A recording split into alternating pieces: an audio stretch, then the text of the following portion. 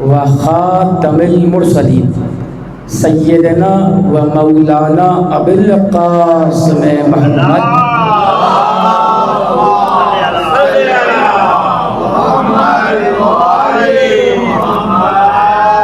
و اہل بیتہ الطیبین الطاہرین المعصومین المظلومین اما بعد فقد قال اللہ سبحانہ وتعالی فی محکم کتابہ المبین بسم اللہ الرحمن الرحیم اللہ نور السماوات والارض مثل نورہ کمشکاۃ فیہا مصباح المصباح فی زجاجۃ الزجاجۃ کأنہا کوکب دری یوقد من شجرۃ مبارکۃ زیتونۃ لا شرقیۃ ولا غربیہ یکاد زیتها یضیء۔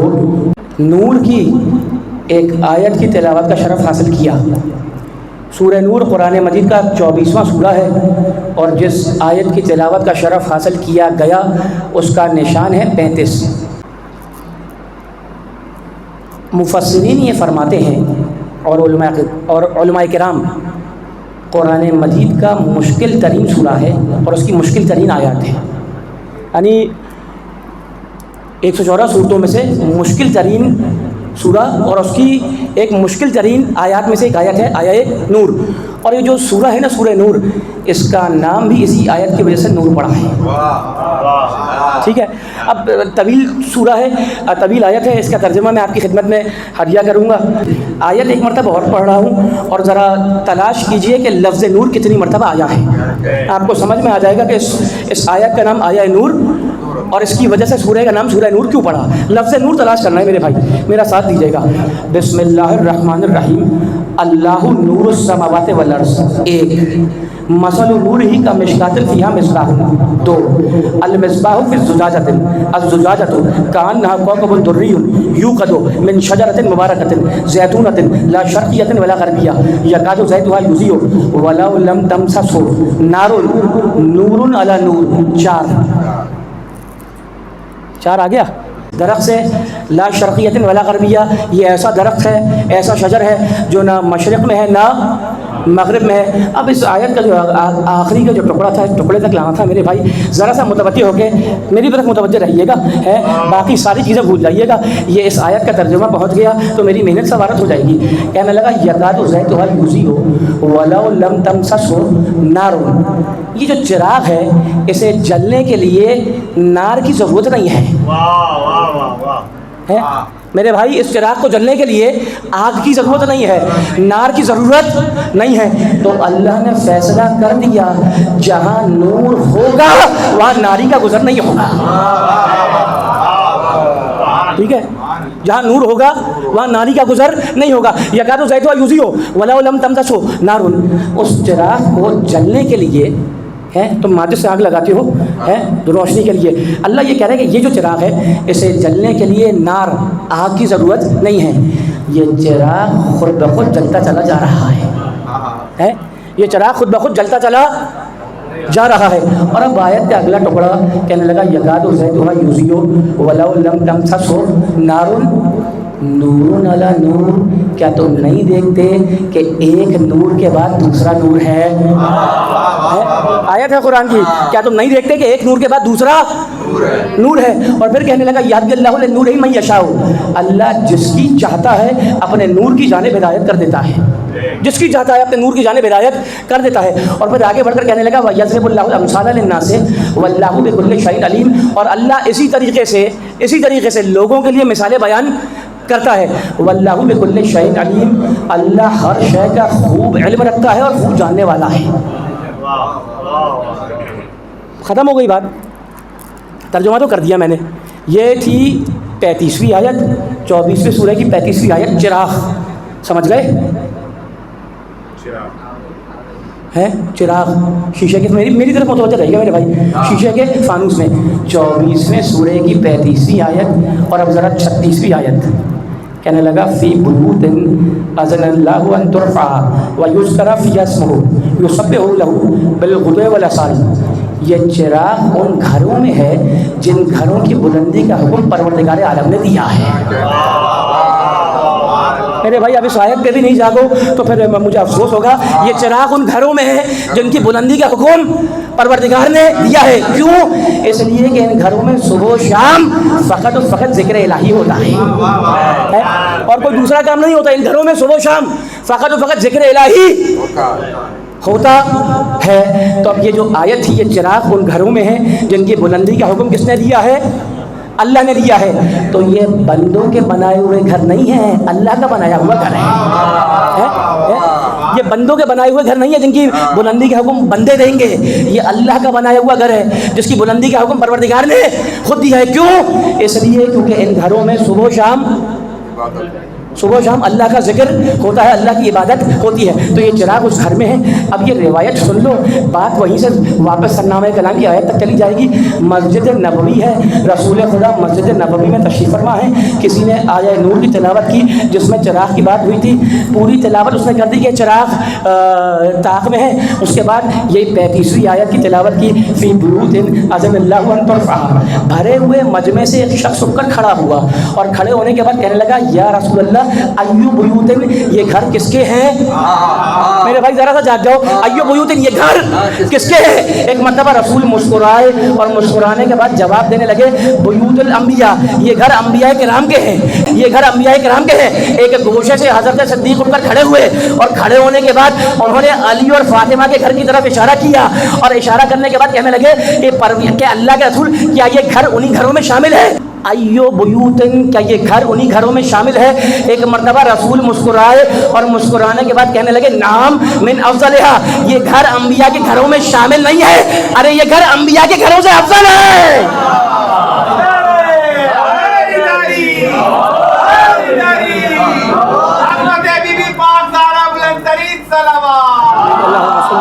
محمد اب گفتگو میں نے سمیٹ دی, لیکن اب جانا سرنامہ کلام کی آیت تک ہے, پڑھ دوں واپس ہے. کیا کہنے لگا, یوقد من شجرۃ مبارکۃ, توحید کے چراغ کو جو تیل مل رہا ہے وہ شجرہ مبارکہ سے مل رہا ہے. مبارک کہیں طیب کہیں, بات دیکھیے فرق کیا ہے وہ میں آگے واضح کروں گا. تو توحید کے چراغ کو جو تیل مل رہا ہے وہ مبارک شجروں سے مل رہا ہے. اب ذرا شجرے کے اوپر بات آ گئی, 3 آیات پڑھ دوں. اب شجرے کے اوپر بات آ گئی ہے تو اب آیات تو پڑھنی پڑیں گی. کہنے لگا پروردگار عالم سورہ ابراہیم میں, الم تر کیف ضرب اللہ مثلا کلمۃ طیبۃ کشجرۃ طیبۃ اصلها ثابت وفرعها في السماء تؤتي اكلها كل حين باذن ربها ويضرب الله الامثال للناس لعلهم يتذكرون ومثل كلمة خبيثة كشجرة خبيثة اجتثت من فوق الارض ما لها من قرار. 3 آیتیں میں نے پڑھی, ترجمہ ذرا سا ٹھہر کے سنیے گا تاکہ بات واضح ہو جائے. اب شجروں کی بات ہو رہی ہے. کہنے لگا الم تر کیف ضرب اللہ مثلا, اے رسول کیا تم نے نہیں دیکھا کہ اللہ کلمہ طیبہ کی مثال, مثلا کلمۃ طیبۃ, کلمہ طیبہ کی مثال, کا شجرۃ طیبۃ, اس شجرہ طیبہ سے دیتا ہے, اصلها ثابت وفرعها في السماء, کلمہ طیبہ خدا کا پاکیزہ کلمہ وہ اس شجرہ طیبہ کی مانند ہے, اس پاکیزہ شجرے کے مانند ہے, اس پاکیزہ درخت کے مانند ہے. اصلها ثابت وفرعها في السماء, جس کی جڑیں زمین میں مضبوطی سے پیوست ہیں اور شاخیں آسمان تک جا رہی ہیں. جس کی جڑیں زمین میں مضبوطی سے پیوست ہیں اور شاخیں آسمان تک جا رہی ہیں. اور پھر اگلی آیت میں کہنے لگا توتی اکلھا کلھا حین باذن ربھا, اور یہ اپنے رب کے حکم سے مسلسل پھل دیے جا رہا ہے.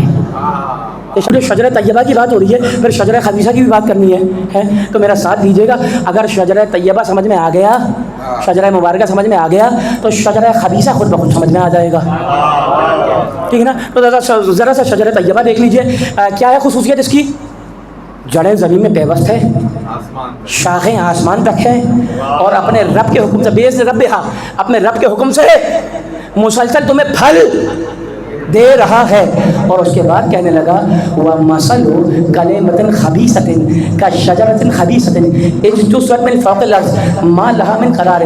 اور اللہ اسی طریقے سے کلمہ خبیثہ یعنی نجس کلمے کی مثال اس خبیث شجرے سے دیتا ہے، اجتثت من فوق الارض ما لها من قرار، جس کی جڑوں کو زمین سے اکھاڑ کر پھینک دیا گیا ہو اور جسے کسی حال قرار نہ ہو، یعنی ایسا شجرہ جسے کسی حال قرار نہ ہو۔ تو اب 2 شجرے میں نے بیان کر دیے، قرآن کی آیات 5-7 آیات پڑھ دی، کتنے شجرے بیان کیے؟ شجرہ طیبہ اور شجرہ ایک مرتبہ اور آیت سن لو، شجرہ طیبہ اور شجرہ خبیثہ۔ اچھا اب شجرہ طیبہ بہت توجہ رکھیے گا، کچھ عرض کرنا ہے۔ شجرہ طیبہ کی کیا خصوصیات ہیں؟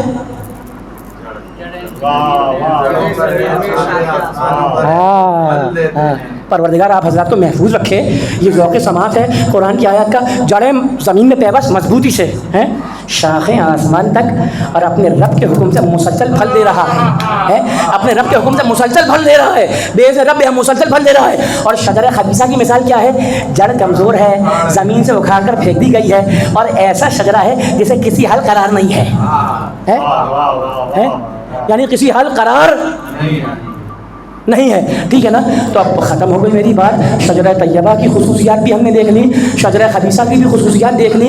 شجرہ طیبہ کی میرے بھائی، شجرہ طیبہ کی خصوصیات یہ ہیں کہ بے سے رب اپنے رب کے حکم سے مسلسل تمہیں پھل دے رہا ہے، اپنے رب کے حکم سے مسلسل تمہیں پھل دے رہا ہے، اپنے رب کے حکم سے مسلسل تمہیں پھل دے رہا ہے۔ تو اللہ نے فیصلہ کیا کہ اگر اس کتاب کو قیامت تک جانا ہے اور اس آیت کو قیامت تک جانا ہے تو اس بات کو بھی اپنے ذہنوں میں اور اپنے عقیدوں میں محفوظ کرنا ہوگا کہ شجرہ طیبہ کا پھل بھی قیامت تک جائے گا اور مسلسل پھل دے گا،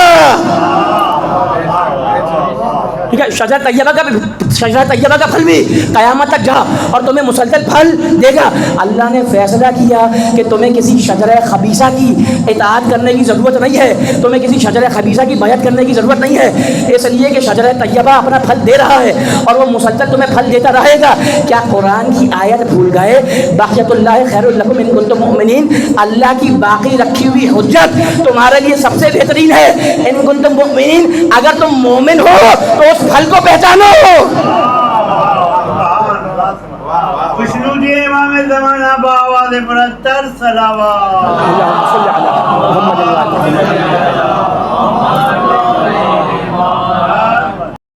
ہے۔ وہ جو میرا دوست ہے اس نے مجھ سے کہا کہ تمہارا امام ہے، میں نے کہا ہاں ہے۔ کہنے کہاں ہے؟ میں نے کہا تم نے قرآن کی آیت نہیں پڑھی؟ بقیۃ اللہ خیر لکم ان کنتم مؤمنین، اللہ کی باقی رکھی ہوئی حجت تمہارے لیے سب سے بہترین ہے۔ ان کنتم مؤمنین، اگر تم مومن ہو تو پہچانو۔ تو مومن کو سمجھ میں آئے گی، باقی کسی اور کے سمجھ میں نہیں آئے گی۔ تو یہ تو بات ہو گئی خطابتی بات ہے۔ امام ہے کہاں ہے؟ غیبت میں۔ اب وہ جو میرا دوست ہے نا، میرے بھائی میری طرف متوجہ رہے گا، ٹیکنیکل جملہ ہدیہ کر رہا ہوں۔ وہ کہنے لگا کہ امام کی غیبت صغریٰ 4 نوابین اربع 65 سے 70 برس کی غیبت صغریٰ 65 سے 70 برس۔ اس کے بعد امام ایک طویل غیبت میں چلے گئے۔ ایسا ہی ہے عقیدہ ہے، ذرا سا صریح لا دو تاکہ مجھے پتہ چل جائے کہ امام طویل غیبت میں چلے گئے۔ وہ جو میرا دوست ہے نا، میرے بھائی میری طرف متوجہ رہنا، میری طرف۔ وہ جو میرا دوست ہے نا، وہ یہ کہنے لگا کہ ایک اوسط آدمی کی زندگی حضور 70 برس ہوتی ہے۔ ایک اوسط آدمی کی زندگی ہے 70 برس ہوتی ہے۔ تمہارا امام تو نظر نہیں آیا، مر گیا ہوگا۔ ابھی اس کا عقیدہ ہے ہمارا عقیدہ تو ہے نا کہ امام ہے، زندہ ہے، لیکن اس کا عقیدہ ہے کہ امام مر گیا ہوگا۔ دلیل کیا ہے کہ تمہارا امام زندہ ہے؟ یونس نبی کو جانتے ہو، یونس علیہ السلام؟ یہ اب اس دلیل پہ امام زمانہ کی تائید ہے۔ کوئی پوچھے نا کہ امام زندہ ہے، کہاں ہے زندہ، تو اب اس دلیل کو بیٹا ذہن میں محفوظ رکھنا، پوری مجلس بھول جانا۔ یونس نبی وہ قوم سے جھگڑا کیا انہوں نے، قوم بہت توجہ رکھے گا، امام زندہ ہے، یہ ذہن میں محفوظ رہے۔ قوم سے جھگڑا کیا اور جھگڑا کرنے کے بعد سمندر کے کنارے آئے، کشتی آئی، اوور لوڈڈ کشتی۔ یونس نبی کشتی میں بیٹھنے کے بعد کشتی سمندر کے بیچ میں آ کر کشتی خراب ہو گئی، اور اب لوگوں نے یہ طے کیا کہ کشتی اوور لوڈڈ ہو گئی ہے، کوئی کشتی سے اترے گا تو کشتی آگے بڑھے گی۔ تو اب وہ جو لوگ تھے کشتی میں موجود، انہوں نے قرعہ ڈالا، پرچی ڈالی، سب کے نام لکھے۔ میں تمہیں کس طریقے سے بتاؤں، یونس نبی ہے، کیا ہے؟ نبی۔ تین مرتبہ قرعہ ڈالا گیا اور عجیب بات یہ ہے کہ تینوں مرتبہ یونس علیہ السلام کا نام نکلا. میرے بھائی ذرا سا جاگ جاؤ, گفتگو سمیٹ دی میں نے, میں مسائل تک آ گیا. تینوں مرتبہ کس کا نام نکلا؟ یونس علیہ السلام کا نام نکلا, نبی. اب جب نام نکل آیا نا تو کہنے لگے کہ پیچھے قوم دین پر نہیں آ رہی, آگے میرا نام نکل آیا, میں تھک جاؤں, آپ کو نہیں تھکنا ہے. اس دلیل کو اپنے عقیدوں میں باندھ کر لے جائیے گا. کشتی کے کونے پر آئے اور کشتی سے چھلانگ لگا دی سمندر میں. جیسے ہی یونس نے کشتی سے چھلانگ لگائی, ایک مرتبہ قرآن نے آواز دی فَالْتَقَمَهُ الْحُوتُ وَهُوَ مُلِيمٌ. یونس نے اس حالت میں کشتی سے چھلانگ لگائی کہ فَالْتَقَمَهُ الْحُوتُ, ایک بڑی مچھلی نے یونس کو نگل لیا. وَهُوَ مُلِيمٌ, اور اس وقت وہ بڑا ملامت کر رہے تھے کہ میں نے اپنی قوم کو کیوں چھوڑا. فَلَوْلَا أَنَّهُ كَانَ مِنَ الْمُسَبِّحِينَ. ایک مرتبہ جیسے ہی یونس مچھلی کے پیٹ میں گئے میرے بھائی, یونس نے تسبیح پڑھنا شروع کی, لا الہ الا انت سبحانک انی کنت من الظالمین, لا الہ الا انت سبحانک انی کنت من الظالمین, لا الہ الا انت سبحانک انی کنت من الظالمین. یونس تسبیح پڑھتے جاتے ہیں, قرآن کی آیت آئی فلولا انہ کان من المسبحین اللہ لبث فی بطنہ الی یوم یبعثون. اگر یونس مچھلی کے پیٹ میں ہماری تسبیح نہ پڑھتا تو ہم قیامت تک یونس کو مچھلی کے پیٹ میں زندہ رکھتے. اگر یونس مچھلی کے پیٹ میں ہماری تسبیح نہ پڑتا تو ہم قیامت تک یونس کو مچھلی کے پیٹ میں زندہ رکھتے ہیں.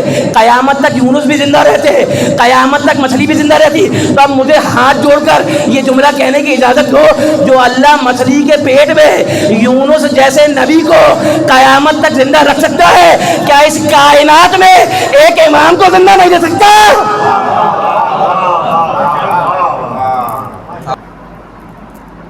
سوچ رہا ہوں کس طریقے سے ہدیہ کروں. وہ یونس علیہ السلام کی وجہ سے مچھلی زندہ تھی یا مچھلی کی وجہ سے یونس زندہ تھے؟ فضلہ ہے نا, اب بتاؤ مجھے. یونس علیہ السلام کی وجہ سے مچھلی زندہ تھی. اچھا, تو اگر اللہ قیامت تک یونس کو زندہ رکھتا تو مچھلی بھی زندہ رہتی.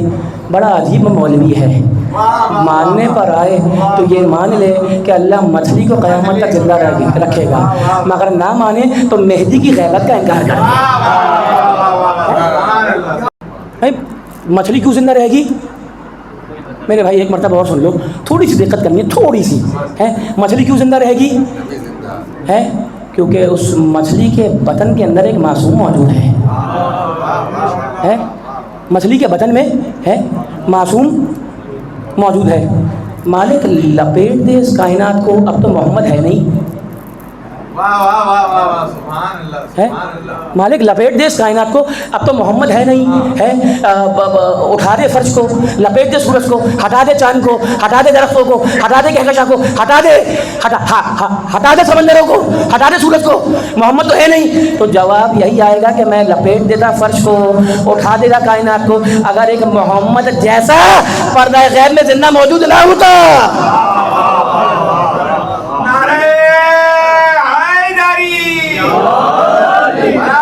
شجرہ خبیثہ کی کسی خبیث شاخ نے شجرہ خبیثہ کی کسی خبیث شاخ نے تمہارے مولا کو خط لکھا. نہج البلاغہ خط نمبر 28 مکتوبات کے پورشن میں یہ خط موجود ہے. دا پیک آف ایلیکوینس انگریزی ترجمہ, اور نہج البلاغہ سید رضی اردو ترجمہ بھی مفتی جعفر حسین نے لکھا. اردو دیکھنا, اردو پڑھنی آتی ہے نا بچوں, وہ ترجمہ دیکھنا. تو بھائی علی کی تلوار کے قصے تو آپ نے سنے ہیں نا, مولا کی تلوار ہے. ذرا مولا کا خط تو دیکھو کس طریقے سے لکھا. کسی شجرہ خبیثہ کی خبیث شاخ نے کسی خبیث شاخ نے علی کو خط لکھا. اور اس خط میں پتہ ہے کیا ہے میرے بھائی؟ ذرا سا جاگ کے سننا ہے, پوری مجلس بھول جانا آپ, لیکن اس خط کو یاد رکھنا. اس خبیث شاخ نے خط لکھا اور خط میں لکھنے لگا کہ علی تمہیں یہ فضیلت ملی, تمہیں یہ فضیلت ملی, تمہیں یہ فضیلت ملی, تمہیں یہ فضیلت ملی. اب مولا کا جواب دیکھو, کہنے لگے فَكُنْتَ فِي ذَلِكَ كَنَاقِلَ التَّمْرِ إِلَى حَجَرَ. یہ جو تو فضیلتیں مجھے بتلا رہا ہے, یہ فضیلتیں تو مجھے معلوم ہے, میرے بھائی ذرا سا جاگو، یہ جو فضیلت ہے جو مجھے بتلا رہا ہے، یہ فضیلت ہے مجھے معلوم ہے، میری فضیلت ہے، مجھے کیا تو بتا رہا ہے کہ آپ کو یہ فضیلت ملی، علی لکھ رہے ہیں مجھے یہ فضیلت ملی، علی تمہیں یہ فضیلت ملی، یہ فضیلت تو مجھے معلوم ہے۔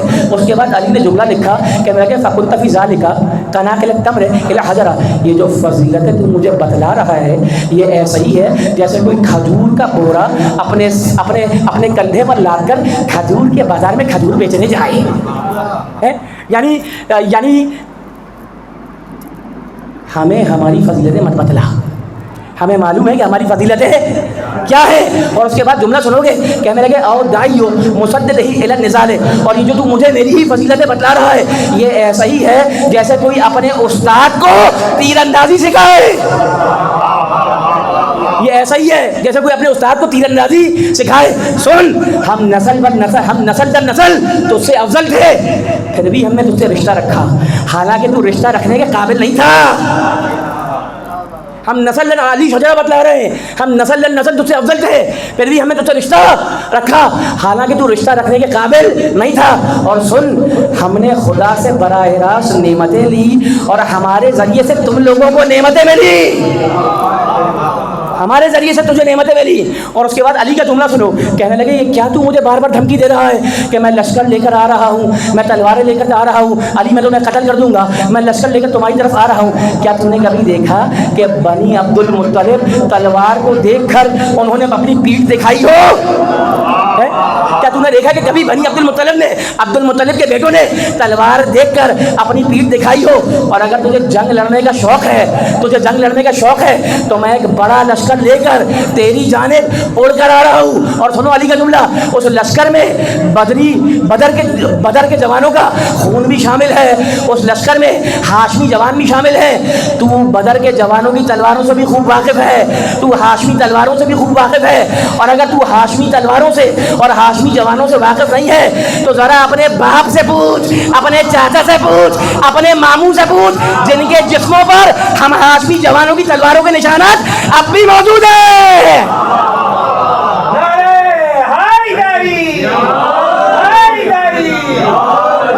گفتگو میں نے سمیٹ دی۔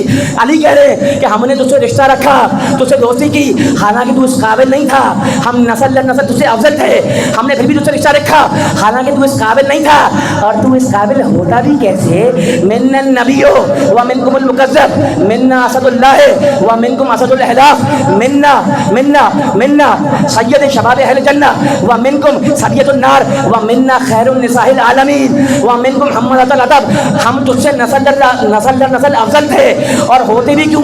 ارے نبی میرے خاندان میں آیا، اس کو جھٹلانے والا تیرے خاندان میں آیا، حمزہ شیر خدا میرے خاندان میں آیا، اس کو قتل کرنے والے تیرے خاندان میں آئے، جنت کے سردار میرے خاندان میں آئے، جہنم کے لونڈے تیرے خاندان میں آئے، عالمین کی عورتوں کی سردار میرے خاندان میں آئی، لکڑیوں کا ہار پہننے والی ابو لہب کی بیوی تیرے خاندان میں آئی۔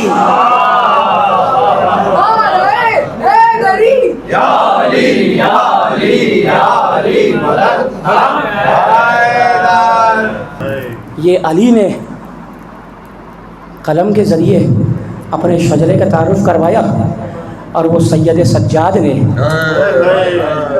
دربار یزید میں ہیں، کیا بھول گئے؟ یہ فضیلت ہے سید سجاد کی۔ کہنے لگے کیا تو یہ گوارا کرے گا؟ حاکم سے کہہ رہے ہیں کیا تو یہ گوارا کرے گا؟ میرے بھائی یہی فضائل ہیں اور یہی مسائل ہیں۔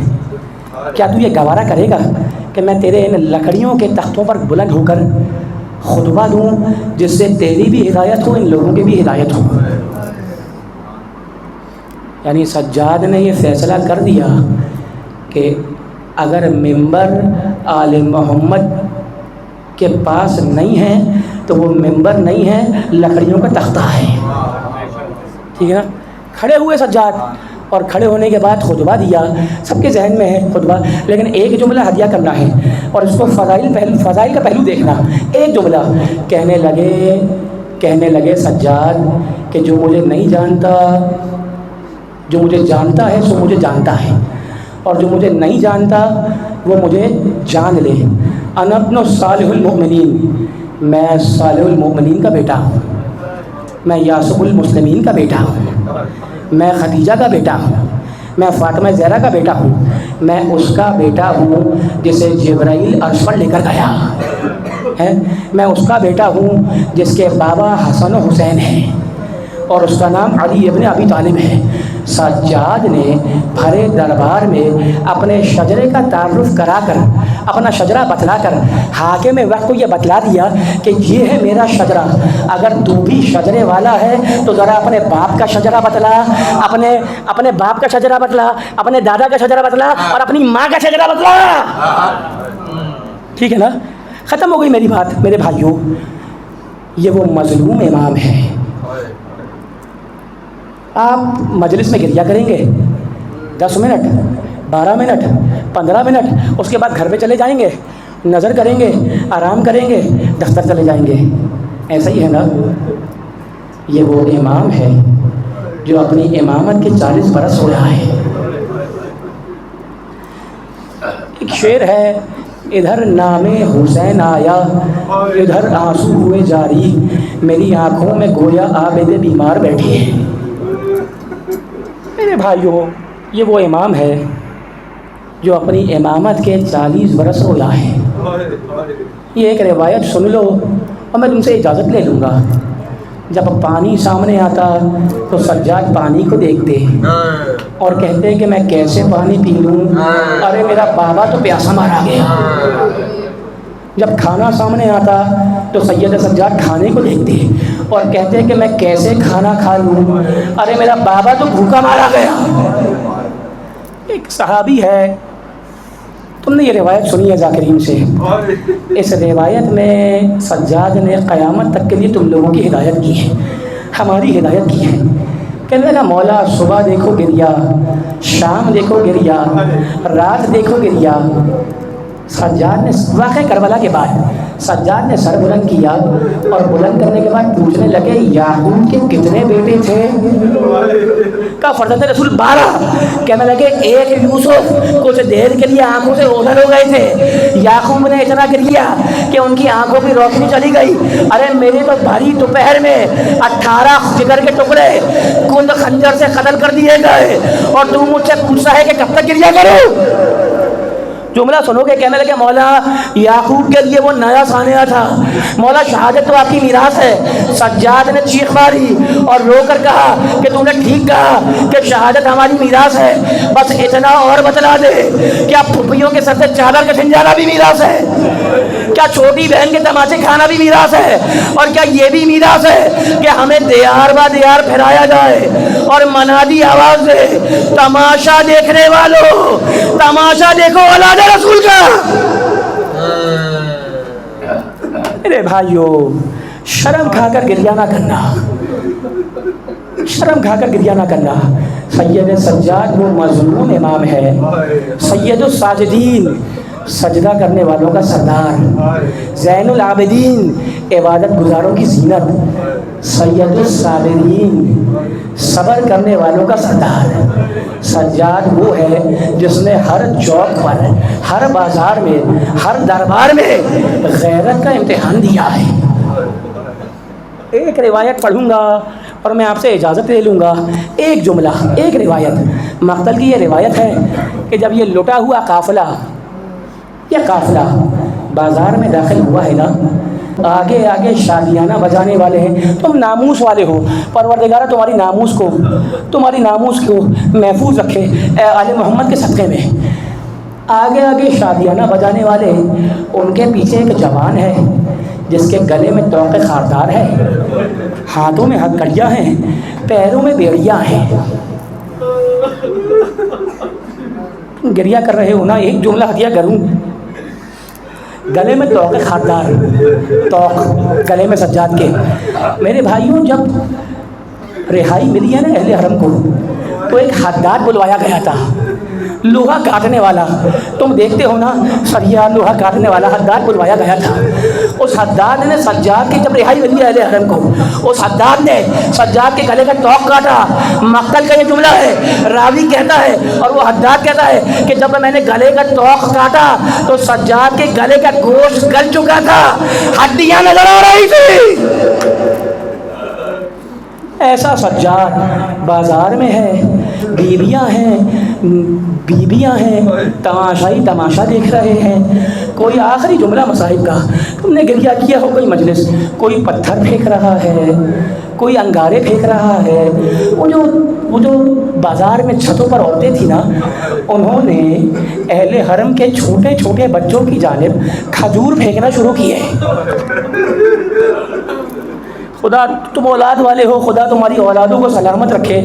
سید زادوں تمہاری اولادوں کو سلامت رکھے۔ جملہ سنو گے، انہوں نے کھجور پھینکنا شروع کیے۔ چھوٹے چھوٹے اہل حرم کے بچے ہیں، پتہ نہیں کتنے روز سے بھوکے ہیں۔ ایک مرتبہ شہزادی زینب نے جب یہ منظر دیکھا نا تو سر بلند کیا اور آواز دی، اور سید زادوں آواز دینے کے بعد شہزادی کا جملہ سنو۔ شہزادی زینب کہتی ہے کہ ارے یہ سید زادیاں ہیں، ان پر صدقہ حرام ہے۔